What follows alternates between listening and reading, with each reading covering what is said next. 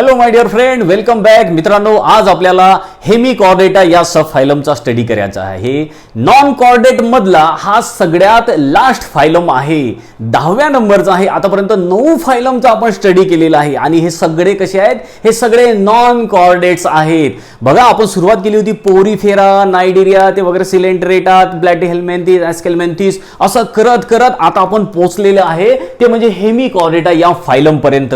आणि हे सगळे कसे आहेत? हे 10चे 10 फायलम हे नॉन कॉर्डेट आहे. याच्यानंतर आपल्याला कॉर्डेटचा स्टडी करायचा आहे. नॉन कॉर्डेट मधला हा लास्ट फायलम आहे ज्याचा स्टडी आपल्याला आज करायचा आहे. या फायलम मध्ये कोणते कोणते ॲनिमल्स आहेत, त्यांचे काय काय फीचर्स, त्यांच्या काय काय प्रॉपर्टी आहेत, कॅरेक्टरिस्टिक्स आहेत, हे सगळं काही आपल्याला स्टेप बाय स्टेप समजून घ्यायचं आहे. त्याच्या अगोदर हा जो फायलम आहे हेमिकॉर्डेटा, याचं नाव कसं हे तयार झालं आपण ते बघू. हेमिकॉर्डेटा म्हणजे काय, काय मिनिंग आहे याचा ते समजून घ्यायचं आपल्याला. तर हेमिकॉर्डेटा जो आहे हा एक ग्रीक वर्ड आहे. कसा वर्ड आहे? ग्रीक भाषेतलं हे नाव आहे. आपल्याला माहिती आहे आतापर्यंत की हे जनरली नाव एक तर ग्रीक भाषेतले असतात, एक तर मग लॅटिन भाषेतले असतात. कोणतेही मराठी, हिंदी वगैरे काही नाव नसते याच्यामध्ये. हे सगळे ग्रीक किंवा लॅटिन भाषेतलेच हे नाव दिलेले असतात. तर काय मिनिंग आहे याचा ग्रीकमध्ये? तर ग्रीक भाषेमध्ये याचा मिनिंग आहे, हा 2 वर्ड पासून फॉर्म झालेला आहे. याच्यामधला आहे हेमी आणि कॉर्डेटा. तर हेमीचा मिनिंग आहे हाफ, अर्धा, आणि कॉर्डेटाचा मिनिंग आहे कॉर्ड किंवा नोटोकॉर्ड. तर हाफ नोटोकॉर्ड प्रेझेंट असलेले हे ॲनिमल्स आहेत. अशा तऱ्हेने याचा मिनिंग आहे. तर बघा, आता हा जो फायलम आहे हेमिकॉर्डेटा, हा थोडा कन्फ्युजिंग फायलम आहे. कारण बऱ्याच सायंटिस्ट लोकांना वाटतं की हा जो फायलम आहे हा कॉर्डेट मध्ये आहे. काही काही लोकांना वाटतं नाही, हा कॉर्डेट नाही, हा नॉन कॉर्डेट आहे. तर असं याच्यामध्ये कन्फ्युजन आहे. आधीचं जे क्लासिफिकेशन होतं म्हणजे जुनं क्लासिफिकेशन जे आहे, त्या जुन्या क्लासिफिकेशन मध्ये हा जो फायलम आहे हेमिकॉर्डेटा, याला सब फायलम म्हणून कन्सिडर केलं होतं. आणि हा सब फायलम कोणाच्या अंडरमध्ये होता? कोणत्या फायलमच्या अंडरमध्ये होता? तर हा कॉर्डेट या फायलमच्या अंडरमध्ये होता. म्हणजे बघा, आज हा फायलम म्हणून ओळखला जातो. आज हा फायलम म्हणून ओळखला जातो. विटागरचं जे क्लासिफिकेशन आहे, त्या विटागरच्या क्लासिफिकेशन मध्ये हा फायलम म्हणून कन्सिडर केला जातो. पण जे जुने सायंटिस्ट होते, त्या जुन्या सायंटिस्ट लोकांनी यांना फायलम म्हणून कन्सिडर नाही केलं. याला सब फायलम म्हणून दर्जा दिला. आणि या सब फायलमला कोणत्या फायलम मध्ये ठेवलं? तर कॉर्डेटा या फायलम मध्ये ठेवलं होतं. बघा, आधीचं क्लासिफिकेशन. बरं, जुन्या क्लासिफिकेशनची मी तुम्हाला गोष्ट सांगत आहोत.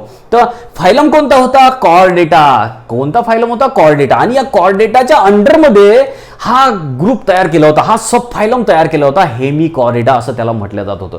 कारण आधी सायंटिस्ट लोकांना वाटत होतं की हा जो हेमिकॉर्डेटा फायलम आहे म्हणजे याच्यामधले जे ॲनिमल्स आहेत हे कॉर्डेटच आहेत, यांच्यामध्ये नोटोकॉर्ड प्रेझेंट आहे असं त्यांना वाटत होतं. आपल्याला माहित आहे नोटोकॉर्ड प्रेझेंट असण्याचा काय मिनिंग आहे? नोटोकॉर्ड प्रेझेंट असणे म्हणजे कॉर्डेट असतात ते. ज्यांच्यामध्ये नोटोकॉर्ड नाही ते नॉन कॉर्डेट असतात. हे आपल्याला सगळ्यात आधी हा डिफरन्स माहिती आहे. कारण नोटोकॉर्ड तुम्हाला मी सांगितलं पाठीचा कणा तयार होते त्याच्यापासून, है ना. नोटोकॉर्ड प्रेझेंट असला तर कॉर्डेट, नोटोकॉर्ड ॲब्सेंट असला तर नॉन कॉर्डेट. आधी सायंटिस्ट लोकांना वाटत होतं की या हेमिकॉर्ड मध्ये नोटोकॉर्डच आहे का, म्हणून त्यांनी याला या सब फायलमला, या फायलमला कॉर्डेटामध्ये ठेवलं होतं. पण मग नंतर त्यांच्या लक्षात आलं, म्हणजे नंतर काही सायंटिस्ट लोकांच्या लक्षात आलं की यांच्यामध्ये नोटोकॉर्ड प्रेझेंट नाही. म्हणून मग त्या सायंटिस्ट लोकांनी काय केलं, या सब फायलमला जो की कॉर्डेटा या फायलम मध्ये होता याला काढलं आणि मग याचं सेपरेट फायलम बनवला. याचा सेपरेट फायलम आहे हेमिकॉर्डेटा. लक्षात आलं का? आता तो कॉर्डेट मध्ये नाही आहे. आता हा जो फायलम आहे हा कॉर्डेटा म्हणून नाही आहे, हा आता सेपरेट नॉन कॉर्डेट मध्ये फायलम टाकलेला आहे. हा नॉन कॉर्डेटचा फायलम आहे. तर असं असण्याच्या मागे काय कारण होतं? का बरं या सायंटिस्ट लोकांना वाटत होतं की याच्यामध्ये नोटोकॉर्ड आहे? कारण की याची जी बकल कॅव्हिटी आहे, बघा लक्षात देऊन ऐका व्यवस्थित, याची जी बकल कॅव्हिटी आहे त्या बकल कॅव्हिटीमध्ये एक रॉड लाईक स्ट्रक्चर प्रेझेंट आहे. आणि त्या रॉड लाईक स्ट्रक्चरला म्हटलं जातं बकल डायव्हर्टिक्युलम. काय म्हटलं जातं त्याला? बकल डायव्हर्टिक्युलम. आणि या बकल डायव्हर्टिक्युलमला हे सायंटिस्ट लोक जे आहेत, हे जे जुने सायंटिस्ट होते, ते जुने सायंटिस्ट या बकल डायव्हर्टिक्युलमला नोटोकॉर्ड समजून बसले. तर या बकल डायव्हर्टिक्युलमला ते नोटोकॉर्ड समजून बसले.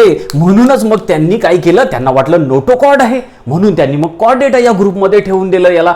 पण मग नंतर सायंटिस्ट लोकांच्या लक्षात आलं की यांच्या बॉडीमध्ये, यांच्या बकल कॅव्हिटीमध्ये म्हणजे यांच्या तोंडामध्ये हे जे रॉड लाईक स्ट्रक्चर आहे ज्याला बकल डायव्हर्टिक्युलम म्हटलं, हा नोटोकॉर्ड नाही आहे. हे असं फुगलेलं असं स्ट्रक्चर आहे फक्त त्यांच्या माउथ कॅव्हिटीमध्ये किंवा त्यांच्या बकल कॅव्हिटीमध्ये असलेलं स्ट्रक्चर. म्हणून मग यांनी काय केलं, या हेमिकॉर्डेटाला यांनी या कॉर्डेट मधून काढलं आणि या नॉन कॉर्डेट मध्ये टाकलं. आता हा जो हेमिकॉर्डेट आहे हा कॉर्डेट मध्ये नसून नॉन कॉर्डेट मध्ये आहे. काय आहे, आधी सायंटिस्ट लोकांनी याला नॉन कॉर्डेटचा सबफायलम बनवलं होतं. आता सायंटिस्ट लोकांनी काय केलं, याला काढलं या कॉर्डेट मधून आणि या नॉन कॉर्डेट मधला हा फायलम म्हणून स्पेशल ग्रुप तयार केला. तर अशा तऱ्हेनं ते लोक कन्फ्यूज झाले होते. ते या बकल डायव्हर्टिक्युलमला नोटोकॉर्ड समजून बसले. म्हणूनच मग त्यांनी या नोटोकॉर्डच्या आधारे या हेमिकॉर्डेटला कॉर्डेटमध्ये टाकलं. पण नंतर मग जे आणखीन सायन्स चांगलं डेव्हलप झालं, मग बाकीचे खूप साऱ्या सायंटिस्ट लोकांच्या लक्षात आलं की हा हेमिकॉर्डेटा काही कॉर्डेट नाही आहे, हे फसवा स्ट्रक्चर आहे. याच्यामध्ये काही खराखुरा नोटोकॉर्ड नाही आहे, याच्यामध्ये नोटोकॉर्डच नाही आहे, हा बकल डायव्हर्टिक्युलम आहे. म्हणून मग यांनी काय केलं, या कॉर्डेटमधून यांना काढलं आणि नॉन कॉर्डेटमध्ये टाकलं. तर अशा तऱ्हेनं याच्या ही नावाची स्टोरी आहे. आता आणखीन गोष्ट लक्षात ठेवा की हा जो ग्रुप आहे हेमिकॉर्डेटा, याचे जे फीचर आहे हे जवळपास इकायनोडर्मॅटा सारखे आहे. कसे फीचर आहे, इकायनोडर्मॅटा याच्या अगोदरचा जो फायलम आपण स्टडी केला ना त्याच्यासारखेच याचे फीचर आहे. हेमिकॉर्डेटा या ग्रुपमध्ये जे ॲनिमल आहे त्याचे आणि इकायनोडर्मॅटाचे दोन्ही फीचर जवळपास सारखे आहे. आणखीन एक गोष्ट म्हणजे की हा हेमिकॉर्डेटा जो आहे हा नॉन कॉर्डेट आणि कॉर्डेट या दोघांचेही फीचर शो करतो. दोघांचेही कॅरेक्टरिस्टिक्स या हेमिकॉर्डेटामध्ये दिसतात. म्हणून या हेमिकॉर्डेटाला या दोघांमधली कनेक्टिंग लिंक म्हणून ओळखल्या जाते. बघा, क्वेश्चन सुद्धा येऊ शकतो तुम्हाला, याच्यावर वारंवार क्वेश्चन सुद्धा आलेले आहे की कोणत्या फायलमला नॉन कॉर्डेट आणि कॉर्डेट मधली कनेक्टिंग लिंक समजल्या जाते. तर या दोघांमधली कनेक्टिंग लिंक कोणती आहे, नॉन कॉर्डेट आणि कॉर्डेट मधली, म्हणजे पाठीचा कणा असलेले आणि नसलेले या दोघांमधली कनेक्टिंग लिंक कोण आहे, कोण या दोघांना जोडायचं काम करतो. तर या दोघांना जोडायचं काम करतो तो म्हणजे हेमिकॉर्डेटा. लक्षात ठेवा, Hemichordata is a connecting link between non chordate and chordate. तर कनेक्टिंग लिंक काय असते, तर कनेक्टिंग लिंक कशाला आपण म्हणतो, कनेक्टिंग लिंक म्हणजे हा जो कॉर्डेट आहे हा दोघांचे फीचर शो करतो. दोघांचे थोडे थोडे कॅरेक्टर याच्यामध्ये आलेले आहे, म्हणून आपण याला कनेक्टिंग लिंक असं म्हणतो. कनेक्ट करतो ना दोघांना, जोडतो ना तो दोघांना. या नॉन कॉर्डेटचे सुद्धा कॅरेक्टर काही कॅरेक्टर याच्यात आलेले आहे आणि कॉर्डेटचे सुद्धा कॅरेक्टर याच्यामध्ये आलेले आहे. त्यामुळे हा दोघांना पण जोडतो, कनेक्ट करतो. लक्षात ठेवा, क्वेश्चन येऊ शकतो तुम्हाला, नॉन कॉर्डेट आणि कॉर्डेटची कनेक्टिंग लिंक कोणती आहे, तर कॉर्डेट आणि नॉन कॉर्डेटची कनेक्टिंग लिंक आहे हा हेमिकॉर्डेटा. तर हे तर आपण याच्या नावाचं याची ही थोडीशी आपण हिस्ट्री समजून घेतली. ठीक आहे, तर हे लक्षात राहिली तर राहू द्या, नाही तर आपलं एवढंच लक्षात ठेवायचं की हा आपल्या नॉन कॉर्डेट मधला लास्ट फायलम आहे ज्याचं नाव आहे हेमिकॉर्डेटा. आणि हा खूप छोटा फायलम आहे, खूपच छोटा फायलम आहे, ज्याच्यामध्ये फक्त 90 स्पेसीज आहेत. किती ॲनिमल आहे या ग्रुपमध्ये, 90 ॲनिमल आहे. त्याच्यातले 2-3च नाव आपल्याला दिलेले आहे, ते 2-3च नाव आपल्याला लक्षात ठेवायचे आहे. पण तसे या ग्रुपमध्ये आतापर्यंत किती ॲनिमल डिस्क्राईब केलेले आहेत, किती शोधून काढलेले आहे सायंटिस्ट लोकांनी, 90 असे ॲनिमल आहे की जे या ग्रुपमध्ये ठेवलेले आहेत त्यांनी किंवा टाकलेले आहे या ग्रुपमध्ये.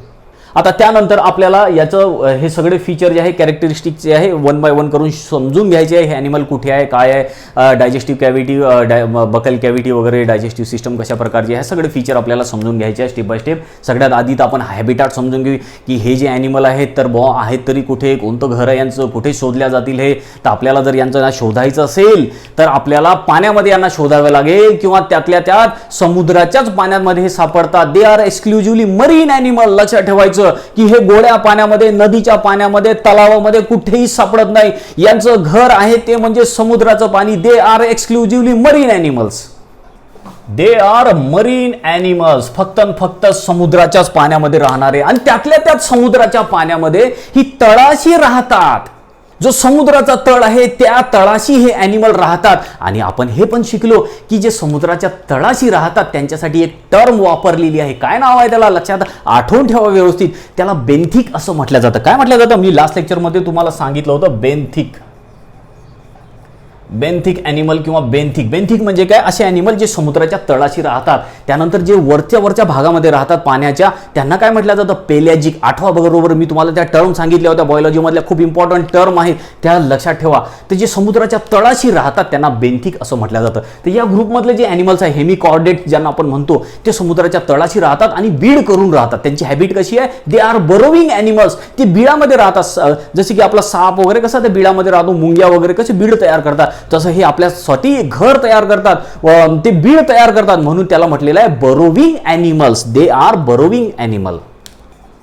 आता इथपर्यंत आपण समजलो की हे समुद्रामध्ये राहतात, समुद्राच्या तळाशी राहतात. त्याचबरोबर हे समुद्राचा जो तळ आहे त्याच्यामध्ये हे बीड तयार करतात आणि त्या बिळामध्ये आतमध्ये राहतात, पाण्यामध्ये सुद्धा बीड तयार करतात आणि त्याच्या आतमध्ये राहतात. म्हणून यांना बरोविंग असं ॲनिमल असं म्हटलेलं आहे. ठीक आहे. आता बघा, हे पाण्यामध्ये याच्याबद्दले बरेचसे ॲनिमल जे आहे फ्री लिव्हिंग आहे, पाण्यामध्ये इकडून तिकडून ते जाऊ शकतात. ठीक आहे, त्यांना आपण फ्री लिव्हिंग म्हणतो. पण काही ॲनिमल असे आहेत जे कशाला तरी चिपकून बसतात, ते सिडेंटरी म्हणतो आपण, बरोबर. जे इकडे तिकडे जाऊ शकतात त्यांना आपण फ्री लिव्हिंग म्हणतो. पण जे फ्री लिव्हिंग नाहीत, जे इकडे तिकडे जाऊ शकत नाहीत, जे फक्त कशाला तरी आधार घेऊन चिपकलेले असतात, आपण त्याला काय म्हणतो, त्याला सुद्धा एक टर्म आहे, सिडेंटरी म्हणतात त्याला.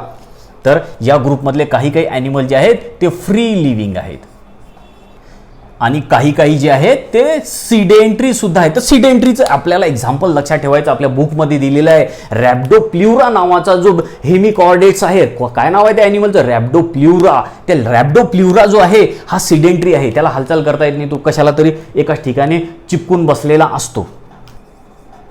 नाव लक्षात ठेवा या ॲनिमलचं, रॅप्डोप्ल्युरा हा ॲनिमल आहे, आपल्या बुकमध्ये त्याचं नाव दिलेलं आहे. हा जो आहे हा सिडेंटरी आहे. तर काही ॲनिमल या ग्रुपमधले कसे आहेत, ते फ्री लिव्हिंग आहे, इकडे ठिकाणी दुसऱ्या ठिकाणी जाऊ शकतात. काही ॲनिमल जे आहेत ते सिडेंटरी आहे, लाईक रॅप्डोप्ल्युरा. ठीक आहे. तर हे आपण याच्या हॅबिटाट बद्दल समजून घेतलं, ते कुठे राहतात वगैरे, पाण्यामध्ये राहतात, हे आपल्याला आता इथे समजलं.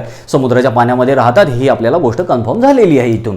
आता त्यानंतर याचा बॉडी फॉर्म कसा आहे, बॉडी कशी आहे, कशी दिसते यांची बॉडी. तर हे जे आहेत हे वर्मी फॉर्म ॲनिमल्स आहेत. कसे आहेत, वर्म जो असतो तर आपला किडा जो असतो, जसा गांडूळ वगैरे कसं असतो, त्या गांडुळासारखं यांचं असं शरीर आहे. ठीक आहे, गांडुळा टाईप यांचं असं शरीर आहे. ठीक आहे, असा जसा आपला गांडूळ असतो तशा टाईपचं याचं अशा टाईपचं शरीर आहे. म्हणजे दे आर वर्मी फॉर्म किंवा वर्म लाईक. आणि त्यांची बॉडी जी आहे सॉफ्ट आहे. बॉडी कशी आहे, आपण यांच्या बॉडीला जसा असा टच केला तर त्यांची बॉडी आपल्याला सॉफ्ट लागते. कशी आहे, बॉडी आहे सॉफ्ट. त्याचबरोबर बॉडी जी आहे अनसेगमेंटेड आहे. बॉडीवर कुठेही असे सेगमेंट नाहीत, बॉडी इज अनसेगमेंटेड. बॉडी कशी आहे, अनसेगमेंटेड आहे. बॉडी अशी की वर्म सारखी आहे. त्याचबरोबर बॉडी सॉफ्ट आहे टचला आणि अनसेगमेंटेड बॉडी आहे. त्याचबरोबर बॉडीला 3 पार्टमध्ये डिवाइड केलेलं आहे. बॉडीला किती पार्टमध्ये डिवाइड केलं आहे, 3 पार्ट. 3 पार्ट कोणते आहे, तर त्याचा सगळ्यात वरचा पार्ट आहे म्हणजे प्रोबोसिस, जिभेसारखं स्ट्रक्चर आहे, एक टंग लाईक एक स्ट्रक्चर आहे यांच्यामध्ये, त्याला प्रोबोसिस असं म्हणतात. त्याचबरोबर आहे कॉलर, जशी ही आपली कॉलर आहे ना, तर कॉलर लाईक एक स्ट्रक्चर आहे, त्याला कॉलर असं म्हणतात. त्यानंतर राहिलेला पार्ट आहे ट्रंक. तर अशा तऱ्हेने यांची बॉडी 3 पार्टमध्ये डिवाइड केली आहे. किती, 3 पार्टमध्ये. लक्षात ठेवा किती, कोणते 3 पार्ट आहेत, तर एक आहे प्रोबोसिस. तर अशा या 3 पार्टमध्ये यांची बॉडी डिवाइड झालेली आहे. सगळ्यात वरचा पार्ट आहे प्रोबोसिस, नंतर आहे कॉलर आणि सगळ्यात लास्टवाला पार्ट आहे ट्रंक. ठीक आहे. तर आता बघा, हा असा जो वरचा असा टंग लाईक पार्ट आहे त्याला म्हणतात प्रोबोसिस. काय आहे, असा हा आहे प्रोबोसिस. त्यानंतर मग या प्रोबोसिसलाच लागून एक असा इथे पार्ट आहे त्याला म्हणतात कॉलर. ठीक आहे. हे प्रोबोसिस आणि हे कॉलर इथेच यांचं माउथ आहे, इथे माउथ आहे. तर हा जो पार्ट आहे हा आहे प्रोबोसिस, त्याच्या मागे आहे कॉलर आणि बाकीचा हा मग राहिलेला जो पार्ट आहे याला म्हणतात ट्रंक. काय म्हणतात याला, ट्रंक असं म्हटलं जातं. तर आपल्या बुकमध्ये जी डायग्राम दिलेली आहे ते डायग्राम व्यवस्थित तुम्ही बघा, तुमच्या समोर सुद्धा ही डायग्राम येईल. त्या डायग्राममध्ये आपल्याला दिसते की यांची बॉडी कशा प्रकारे डिवाइड झालेली आहे. सगळ्यात वरचा जो पार्ट आहे प्रोबोसिस त्याला असं म्हणतात. काय म्हणतात त्याला, प्रोबोसिस. असा टंग लाईक आपली जीभ कशी आहे त्या जिभेसारखा तो पार्ट आहे. त्यानंतर त्या प्रोबोसिसच्या मागेच यांचं माउथ प्रेझेंट आहे, इथे माउथ प्रेझेंट आहे. प्रोबोसिसच्या मागेच माउथ प्रेझेंट आहे.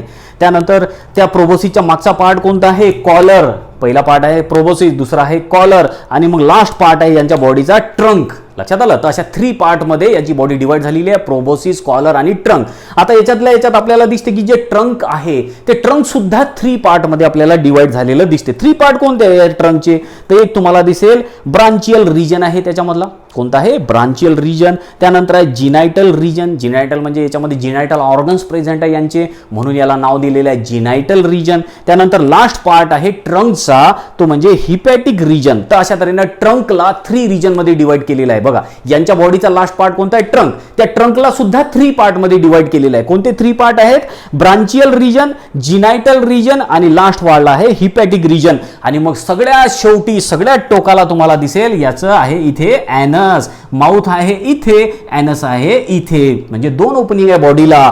जेव्हा 2 ओपनिंग असतात बॉडीला तेव्हा डायजेस्टिव्ह सिस्टम कशी असते, तर डायजेस्टिव्ह सिस्टम आपण त्याला कंप्लीट डायजेस्टिव्ह सिस्टम म्हणतो. ते सुद्धा आपण पुढे शिकणार.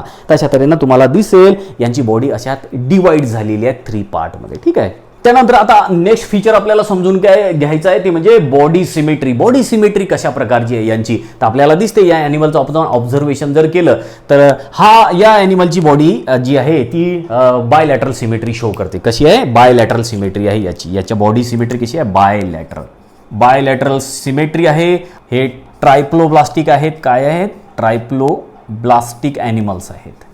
ट्रायप्लोब्लास्टिक्स म्हणजे काय की ज्यांची बॉडी जी आहे ही 3 जर्म लेअर पासून बनलेली आहे. 1 2 3 अशा 3 जर्म लेअर. बाहेरची इक्टोडर्म ही आहे, मधली मेसोडर्म आणि आतली एंडोडर्म. आपण तर याच्या आधी पण शिकलो की यांची बॉडी 3 लेअर जर्म लेअर पासून बनली आहे, म्हणून हे ट्रायप्लोब्लास्टिक आहे. त्याचबरोबर यांची बॉडी अशा 2 इक्वल पार्टमध्ये डिवाइड होते, म्हणून याला आपण म्हटलं बायलॅटरल सिमेट्री. तशी यांची बायलॅटरल सिमेट्री आहे आणि हे ट्रायप्लोब्लास्टिक ॲनिमल्स आहेत. ठीक आहे. इथपर्यंत आपण आता यांची बॉडी सिमेट्री सुद्धा समजून घेतली. नंतर सिलोम किंवा बॉडी कॅव्हिटी आहे काय, तर बॉडी कॅव्हिटी यांच्यामध्ये प्रेझेंट आहे. They are coelomates. Body cavity आहे म्हणून जेव्हा बॉडी कॅव्हिटी असते तेव्हा आपण काय म्हणतो त्या ॲनिमलला, सिलोमेट्स असं म्हणतो. They are coelomates. Body cavity असली तर सिलोमेट्स आणि बॉडी कॅव्हिटी नसली तर एसिलोमेट. तर यांच्यामध्ये बॉडी कॅव्हिटी आहे म्हणून आपण म्हटलं यांना सिलोमेट्स ॲनिमल्स. नंतर आहे पुढचं जे फीचर आहे डायजेस्टिव्ह ट्रॅक. डायजेस्टिव्ह ट्रॅक कसा आहे, डायजेस्टिव्ह सिस्टम कशी आहे, तर डायजेस्टिव्ह सिस्टम ही कंप्लीट आहे. लक्षात ठेवा डायजेस्टिव्ह सिस्टम कशी आहे, digestive system is complete. Digestive system is complete. लक्षात ठेवायचं आहे. कंप्लीट का बरं म्हटलं आपण डायजेस्टिव्ह सिस्टमला, कारण डायजेस्टिव्ह सिस्टमला 2 ओपनिंग आहेत. एक आहे इथे माउथ आणि इकडे आहे ॲनस. म्हणजे 2 ओपनिंग आहे, म्हणजे खाण्याचा रस्ता वेगळा आणि न पसलेलं जे आहे बाहेर काढायचा रस्ता असा रस्ता वेगळा. तर 2 जेव्हा ओपनिंग असतात डायजेस्टिव्ह सिस्टमला, जेव्हा 2 ओपनिंग असतात तेव्हा आपण त्या डायजेस्टिव्ह सिस्टमला कंप्लीट डायजेस्टिव्ह सिस्टम असं म्हणतो. ठीक आहे. यांच्यामध्ये पण सुद्धा कंप्लीट डायजेस्टिव्ह सिस्टम आहे. माउथ इकडे आहे, ॲनस या बाजूला आहे. ठीक आहे. तर हे आपण शिकलो याचं डायजेस्टिव्ह ट्रॅक कशा प्रकारचा आहे. आता रिस्पिरेटरी ऑर्गन्स कोणते कोणते यांच्यामध्ये, रिस्पिरेटरी ऑर्गनचं सुद्धा आपल्याला शिकून घ्यायचं आहे. रिस्पिरेशनसाठी यांच्यामध्ये गिल्स प्रेझेंट आहेत. काय प्रेझेंट आहे, कोणतं ऑर्गन प्रेझेंट आहे, गिल्स. आणि हे गिल्स जे आहेत हे फॅरेंजियल रिजनमध्ये आहे. यांचा जो फॅरेंजियल रिजन म्हणजे घशाचा जो भाग आहे त्या घशाच्या भागामध्ये हे गिल्स प्रेझेंट आहेत. कुठे प्रेझेंट आहे गिल्स, फॅरेंजियल रिजनमध्ये. तर लक्षात ठेवायचं आपल्याला फॅरेंजियल रिजनमध्ये गिल्स प्रेझेंट आहे आणि या गिलच्या मदतीनं या ग्रुपमधले ॲनिमल जे आहे ते रिस्पिरेशन करतात, श्वासोश्वास करतात. आता हे जे गिल्स आहेत हे गिल्स ओपन होतात गिल्स स्लिट्समध्ये. कुठे, गिल्स प्लेट्स, गिल्स स्लिट्स.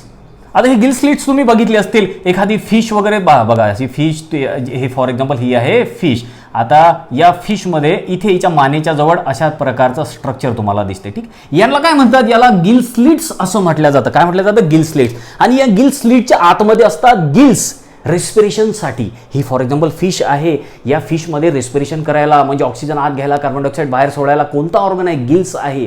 ठीक आहे. हे गिल्स जे आहेत हे गिल्स या गिल्स प्लेटमध्ये ओपन होतात. याला हे जे बाहेरून दिसतात ना यांना गिल्स प्लेट असं म्हटलं, गिल स्लिट्स असं म्हटलं जातं त्याला. ठीक आहे. तर रेस्पिरेशनसाठी कोणता ऑर्गन आहे यांच्यामध्ये, तर सिंपली लक्षात ठेवायचं रेस्पिरेशनसाठी यांच्यामध्ये गिल्स प्रेझेंट आहे. ठीक आहे. हा एक आणखीन आपण फीचर समजून घेतलं याच्यामधलं. त्यानंतर आहे ब्लड व्हस्क्युलर सिस्टम कशा प्रकारची आहे, तर ब्लड व्हस्क्युलर सिस्टम बिलकुल सिंपल आहे आणि ब्लड व्हस्क्युलर सिस्टम ही ओपन आहे. Simple and open blood vascular system बिलकुल साधी आहे आणि ओपन सर्क्युलेटरी सिस्टम आहे. ओपन म्हणजे काय, ब्लड जे आहे ते हार्ट मधून ऑर्गन पर्यंत तर पोहोचते पण त्याचे डायरेक्ट पोहोचते, व्हेसल्स वगैरे काहीही नाहीत. म्हणून आपण अशा टाईपच्या ब्लड व्हस्क्युलर सिस्टमला काय म्हणतो, ओपन व्हस्क्युलर सिस्टम. तर ब्लड व्हस्क्युलर सिस्टम कशी आहे? Open type blood vascular system आहे आणि यांच्यामध्ये जे ब्लड आहे ते कलरलेस आहे. ब्लडला कलरच नाही आहे. याच्या अगोदर आपल्याला माहित आहे की काही काही ॲनिमल असे आहे की ज्यांच्यामध्ये ब्लड हे ब्लू कलरचं आहे, निळ्या कलरचं आहे. काही काही ॲनिमल असे असतात की ज्यांच्यामध्ये ब्लड जे आहे रेड कलरचं असते. तर रेड कलरचं ब्लड का बरं असते? कारण हिमोग्लोबिन असते. आपलं सुद्धा ब्लड जे आहे हे रेड कलरचं आहे, कारण आपल्या बॉडीमध्ये, आपल्या ब्लडमध्ये रेड पिगमेंट आहे, हिमोग्लोबिन, म्हणून आपलं ब्लड रेड आहे हिमोग्लोबिनमुळे. काही काही ॲनिमल असे आहेत की ज्यांचं ब्लड हे ब्लू कलरचं आहे. आपण शिकलो ब्लू कलरचं ब्लड. आता हे ब्लू कलरचं ब्लड कशामुळे आहे? हिमोसायनिनमुळे. कशामुळे? हिमोसायनिन. हिमोसायनिन हा एक ब्लू पिगमेंट आहे. या हिमोसायनिनमुळे ब्लड हे ब्लू दिसते, निळ्या कलरचं रक्त दिसते. तर काही काही ॲनिमलमध्ये ब्लू कलरचं रक्त असते, ब्लड असते. काही काही ॲनिमलमध्ये हे रेड कलरचं ब्लड असते आणि काही काही ॲनिमलमध्ये कोणतंच पिगमेंट प्रेझेंट नसते. त्यामुळे त्या ॲनिमलचं ब्लड हे कलरलेस असते. या ग्रुपमध्ये जे ॲनिमल्स आहेत त्यांच्यामध्ये कोणतंच पिगमेंट नाही, त्यामुळे त्यांचं जे ब्लड आहे ते कलरलेस आहे. Blood is colourless. ठीक आहे, ही सुद्धा प्रॉपर्टी आपण समजून घेतली. त्यानंतर आहे एक्सक्रिटरी सिस्टम कशा प्रकारची आहे, एक्सक्रिटरी ऑर्गन्स कोणते कोणते आहेत. एक्सक्रिटरी ऑर्गन्स आहे ग्लोमेरुलस. लक्षात ठेवायचं तुम्हाला, ग्लोमेरुलस किंवा प्रोबोसिस ग्लँड असं म्हटलं जातं त्याला. हे दोन्ही वर्ड लक्षात ठेवायचे. एक्सक्रिशनसाठी काय आहे? तर एक्सक्रिशनसाठी यांच्यामध्ये ग्लोमेरुलस आहेत. लक्षात ठेवायचं आहे. एक्सक्रिशन म्हणजे बॉडीमध्ये जे waste product, nitrogenous waste product तयार झाले ते बाहेर काढायला यांच्या बॉडीमध्ये कोणतं स्ट्रक्चर आहे? यांच्या बॉडीमध्ये स्ट्रक्चर आहे ग्लोमेरुलस किंवा त्यालाच प्रोबोसिस ग्लँड असं सुद्धा म्हटलं जातं. आणि हे प्रोबोसिस ग्लँड प्रेझेंट आहे प्रोबोसिस या रिजनमध्ये. जे सगळ्यात समोरचा जो रिजन आहे ज्याला प्रोबोसिस असं म्हटलं, त्या प्रोबोसिस या रिजनमध्येच प्रोबोसिस ग्लँड प्रेझेंट आहे किंवा ग्लोमेरुलस प्रेझेंट आहे. त्याच्यामुळे हे ॲनिमल काय करतात? यांच्या बॉडीमध्ये तयार झालेले जे नायट्रोजिनस वेस्ट प्रोडक्ट आहेत ते बाहेर काढतात. मेनली यांच्यामध्ये जो नायट्रोजिनस वेस्ट प्रोडक्ट आहे तो आहे अमोनिया. लक्षात ठेवायचं आहे तुम्हाला. तर अशा तऱ्हेनं एक्सक्रिशनसाठी यांच्या बॉडीमध्ये कोणते ऑर्गन आहे? ग्लोमेरुलस किंवा प्रोबोसिस ग्लँड. तर हे फीचर झालं एक. लास्ट त्यानंतर आहे एक आणखीन फीचर, नर्वस सिस्टम कशा प्रकारची आहे. तर नर्वस सिस्टम ही प्रिमिटिव्ह टाईपची आहे, फार काही डेव्हलप झालेली नाही. यांच्या बॉडीमध्ये नर्वस टिश्यू प्रेझेंट आहे. काय प्रेझेंट आहे? Nervous tissue. आणि हे नर्वस टिश्यू आहे कुठे? तर इपिडर्मिस जे आहे ना, त्वचेचा सगळ्यात वरची लेअर, त्याला इपिडर्मिस म्हटलं जातं. त्या इपिडर्मिसमध्ये नर्वस टिश्यू आहेत. तर आता बघा यांच्या बॉडीमध्ये नर्वस सिस्टम कशा प्रकारची आहे. तर यांच्यामध्ये प्रेझेंट आहेत नर्वस टिश्यू. आता हे नर्वस टिश्यू आहे कुठे? तर यांची ही जी इपिडर्मिस लेअर आहे यांच्या बॉडीमध्ये, ही जी इपिडर्मिस लेअर आहे या इपिडर्मिस लेअरमध्ये हे नर्वस टिश्यू प्रेझेंट आहेत. आता या ग्रुपमधला हा एक ॲनिमल मी काढलेला आहे. ठीक आहे, आता आपल्याला दिसेल जो समोरचा पार्ट असतो त्याला आपण प्रोबोसिस म्हणतो. प्रोबोसिसच्या मागे आहे कॉलर आणि त्यानंतर लास्ट जो पार्ट आहे तो आहे ट्रंक. तर आता या ॲनिमलची ही झाली व्हेंट्रल साईड. कोणती? ही खालची बाजू, याला म्हणू आपण व्हेंट्रल. ठीक आहे, हे व्हेंट्रल साईड आहे. आणि ही या ॲनिमलची आहे वरची बाजू, म्हणून याला म्हणू आपण डॉर्सल साईड. काय म्हणू? डॉर्सल. तर आता व्हेंट्रल आणि डॉर्सल दोन्हीही साईडला नर्वस टिश्यू प्रेझेंट आहेत. कोणते टिश्यू प्रेझेंट आहेत? लक्षात ठेवायचं आहे, नर्वस टिश्यू. आणि हे नर्वस टिश्यू आहे कुठे? तर हे नर्वस टिश्यू प्रेझेंट आहेत ते म्हणजे इपिडर्मिसमध्ये, म्हणजे त्वचेचा सर्वात वरचा जो लेअर आहे त्याला इपिडर्मिस म्हणतो आपण. तर अशा तऱ्हेनं हे इपिडर्मिस आहे आणि या इपिडर्मिसमध्ये काय प्रेझेंट आहे? या इपिडर्मिसमध्ये नर्वस टिश्यू प्रेझेंट आहेत. आणि खालच्या म्हणजे व्हेंट्रल आणि डॉर्सल, खालच्या आणि वरच्या दोन्ही बाजूला हे नर्वस टिश्यू प्रेझेंट आहेत. तशा तऱ्हेनं नर्वस सिस्टम यांच्यामध्ये फार साध्या प्रकारची आहे, प्रिमिटिव्ह टाईपची आहे, सिंपल नर्वस सिस्टम आहे. त्यानंतर लास्ट पॉईंट राहिला म्हणजे रिप्रोडक्शन कशा प्रकारचं आहे. तर रिप्रोडक्शन हे सेक्शुअल रिप्रोडक्शन करतात. कसं रिप्रोडक्शन करतात? सेक्शुअल रिप्रोडक्शन करतात. सेक्शुअल रिप्रोडक्शन यांच्यामध्ये होतं. त्याचबरोबर सेक्सेस जे आहेत ते सेपरेट आहे. मेल आणि फिमेल वेगळे वेगळे आहेत. बऱ्याचशा ॲनिमलमध्ये मेल वेगळा असतो, फिमेल वेगळी असते. पण काही काही ॲनिमल असे आहे या ग्रुपमध्ये की त्यांच्यामध्ये आपल्याला मेल आणि फिमेल दोघांचे ऑर्गन दिसतात. म्हणजे अशा ॲनिमलला काय म्हणतो आपण? बायसेक्शुअल. फॉर एक्झाम्पल हा ॲनिमल आहे, या ॲनिमलमध्ये मेल ऑर्गन सुद्धा असतील आणि फिमेल ऑर्गन सुद्धा असतील. तर अशा ॲनिमलला काय म्हणणार आपण? बायसेक्शुअल ॲनिमल, किंवा यालाच म्हणणार काय आपण? हर्मॅफ्रोडाईट.